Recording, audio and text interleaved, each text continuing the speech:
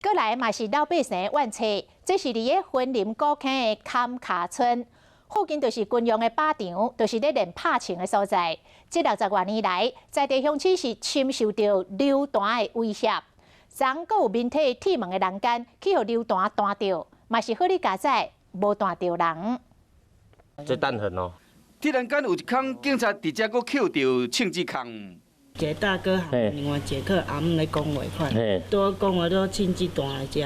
讲徛伫路边咧开讲，有枪支拍过来，加在无着人。因为小孩都住这里，怕危险。这是云林古坑坎卡村，差不多每一户的厝拢有枪支弹过。啊，你进前我嘛弹2个，哦，2间拢叫弹着。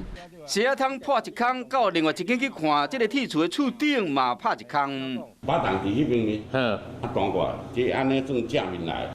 在地人怀疑讲，这流弹是军用靶场拍过来，因为云林古坑坎卡离这个军用靶场差不多700-800公尺，60多年来坎卡村的居民拢受到这流弹的危险。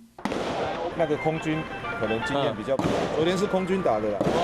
军用靶场外口拢有围墙啊，防止流弹乌白射，抑过枪支无生目睭。隔壁坎卡村又搁时常发生流弹拍到意外，村民拢希望讲靶场赶紧搬走，无人希望讲互流弹拍到。